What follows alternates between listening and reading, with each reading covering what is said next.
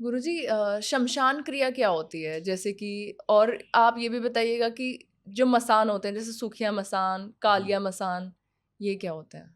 देखिए, शमशान क्रिया को हम नॉर्मल लैंग्वेज में मसान क्रिया बोल देते हैं।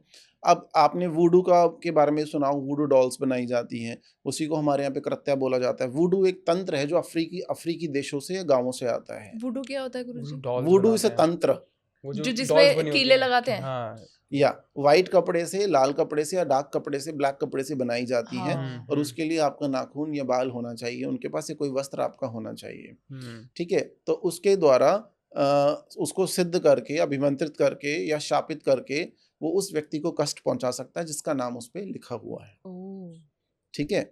एक तो ये। दूसरा आपको देखना पड़ेगा कि मसान क्रियाओं के द्वारा आपके नाम से शमशान के जैसे आपने कालिया मसान का नाम लिया, जिसके ऊपर कालिया मसान छोड़ दिया जाता है, वो अपने आप को ही मारने की कोशिश करेगा। अपना ही सिर वो दीवार में फोड़ने लगेगा। अच्छा। ये बहुत बड़ी-बड़ी क्रियाएँ होती हैं 7 दिन की, 21 दिन की, 40 दिन की। तो कहने का तात्पर्य ये है कि इन चीज़ों से बचने के लिए आपका ऑरा स्ट्रॉन्ग होना चाहिए। आप हर जगह अपनी फ़ोटोज़ ना दिया करें। सोशल मीडिया पे तो होती है, फिर भी आप अपना ऑरा स्ट्रॉन्ग करें, जिससे इन चीज़ों से आप बच सकें। तेल या मसान होता है, वो स्किन की प्रॉब्लम देगा आपको, नहीं समझ में आएगी, कैंसर तक पहुँच सकती है वो। ठीक है? ये सारी चीज़ें नहीं की जानी चाहिए, लेकिन लोग तंत्र का मिसयूज़ भी कर रहे हैं ना। तो इनसे बचने के लिए आप अपना ऑरा स्ट्रॉन्ग रखो, कोई ना कोई मंत्र जप आपको करना चाहिए। तो और एक आपने बोला सूखिया मसान के बारे में, उसमें शरीर आपका सूखने लग जाएगा। अच्छा। इतना सूख जाएगा कि हमने अपने परिवार में किसी रिश्तेदार के यहाँ पे हमने देखा था, उनका एक बच्चा 30 साल का लड़का और उसका वेट 24 किलो, हुँ। 24 से 28 किलो उसका वेट, इतना सूख के पतला हो गया था। आप समझ रहे हैं? तो जब ये बोलते हैं लोग कि तंत्र नहीं होता, हमने तो अपने आस-पास पड़ोस में, अपने रिलेटिव्स में देखा है कि किस-किस तरह से रिपोर्ट्स में कुछ नहीं आता था, व्यक्ति परेशान हो जाता था। तभी हमें ये चीज़ें भगवती की शरण में आना पड़ा, ताकि हम अपनी प्रोटेक्शन, सेफ्टी कर सकें, भगवती हमारे ऊपर कृपा करें। तो ये अलग-अलग क्रियाएँ होती हैं, शमशानिक क्रियाएँ होती हैं। इन क्रियाओं से लोग अपने स्वार्थवश भी करते हैं।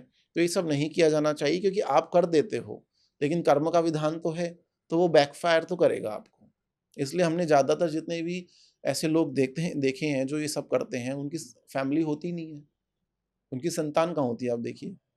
कोई आगे उनके आगे-पीछे कोई होता नहीं, तभी वो हाँ, ऐसी चीज़ें पनपते करता ही है। नहीं है ना वो, क्योंकि हुँ, कहीं न कहीं तो बैकफायर करेगा। शनिदेव को जो कार्य दिया गया शनिदेव तो करेंगे वो। हुँ, दंड का विधान तो है।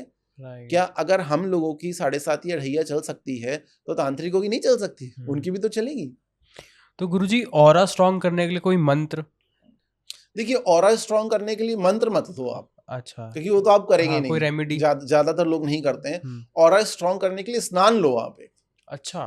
बिकॉज़ इंडिया में हम रेगुलर स्नान करते ही हैं, तो स्नान में क्या-क्या डाल सकते हैं आप? ठीक उस है, स्नान में आप क्या-क्या डाल सकते हैं जिससे ऑरा आपका स्ट्रॉन्ग हो? एक पाउडर आप बनाइए, ठीक है, पीली सरसों, ठीक है। बड़ी इलायची जिसको डोडा भी बोलते हैं, हुँ, बड़ी इलायची या पीली सरसों हुँ, और तीसरा आप उसमें शुगर डालें, थोड़ी-सी व्हाइट शुगर या बताशा डाल लीजिए। ठीक है। इन तीनों को मिक्स करके पाउडर बना लीजिए और उससे स्नान करिए नित्य आप।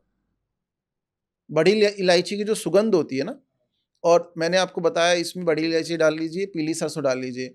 तो इनसे क्या है, नेगेटिव एंटिटीज़ दूर रहती हैं, आपको टच भी नहीं कर पाएँगी। देखिए, एक चीज़ मैं आपको बताना चाहूँगा, अंतिम संस्कार क्यों किया जा सकता जाता था और अंतिम संस्कार सही तरीके से ना होने की वजह से आज क्या-क्या हो रहा है। देखिए, हमारे यहाँ पे शमशान, अगर किसी की मृत्यु या शोक हो जाता था, तो पहले उसे शमशान लेके जाया जाता था। उसके सिर या कई जगह चारों तरफ, चारों कोनों पे आटे के गोले रखे जाते थे। ठीक है? और दूसरा, उसको अग्नि देने से पहले उसको जल दिया जाता था। आपने देखा होगा मटके से जल दिया जाता था, ठीक है? और जाते-जाते कुछ लोग अर्थी के पीछे पीली सरसों फेंकते थे या फिर हुँ, रुई फेंकते थे। हुँ। वो इसलिए फेंकते थे कि कल को अगर कोई क्रिया उसके ऊपर हो जाए तो वापस आने के लिए उसको एक-एक चुगना पड़े वो पहुँच ही नहीं पाएगा वापस। शमशान का रास्ता, मसान देवता की मतलब शमशान जहाँ पर है, उस परिधि से बाहर ही नहीं पहुँच पाएगा, वो उसको एक-एक चुगना पड़ेगा। वो तो कुछ मिलेगा ही नहीं उसको। और आज क्या हो रहा है? इलेक्ट्रिक शमशान गृह भी बन गए हैं और आज कोरोना में आपने देखा क्या दुर्गति हुई, है ना? तो कहने का तात्पर्य ये है कि वो क्रिया में गड़बड़ हो गई है। गरुड़ पुराण का महत्व खत्म हो गया, ठीक है।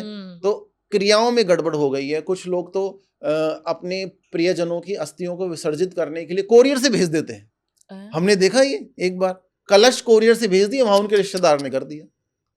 इतना समय नहीं है लोगों के पास, बताइए। तो इसीलिए कलयुग में नेगेटिव एंटिटीज ज्यादा दिखती हैं, ज्यादा हावी हो रही हैं, ज्यादा परेशान करती हैं। आपके पितृ संतुष्ट ही नहीं है।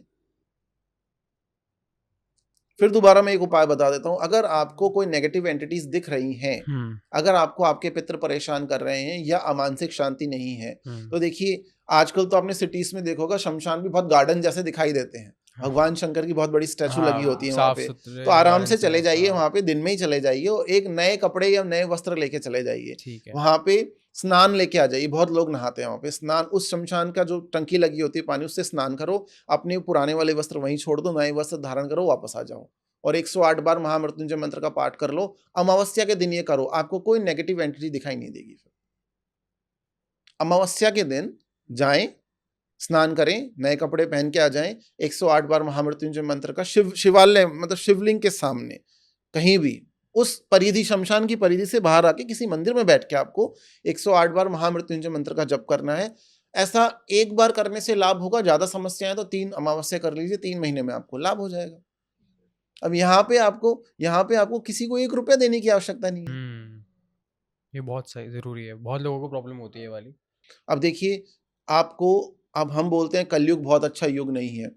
पहले के टाइम पे आप देखिए राक्षस लोग ऋषि मुनियों को पकड़ के उनकी हत्या कर देते थे, नोच लेते थे उन्हें, ठीक है। 4-4 हजार साल की तपस्या होती थी, तब जाके भगवान प्रसन्न होते थे। आज तो 16 मालाओं में 24 घंटे में कृपा हो रही है। तो कलयुग कैसे खराब है? आपको केवल नाम जप करना है। अगर यज्ञ के लिए, हवन के लिए कोई पंडित नहीं मिल रहा है, मुहूर्त नहीं मिल रहा है, कोई बात नहीं, आप नाम जप करें, स्नान करें, नाम जप करें। एक एक उपाय में आपको लाभ हो रहा है। तो कलयुग में साधना करना आसान हो गया है। लेकिन साधना व्यक्ति इसलिए कलयुग में नहीं करना चाहता क्योंकि वो कलयुग के वशीभूत हो गया है। आप समझ रहे हैं इस बात को? तो कहने का तात्पर्य ये है, सब कुछ आपके हाथ में है। उचित गुरु, देवी साधना, अच्छे कर्म, शाकाहारी भोजन, योग और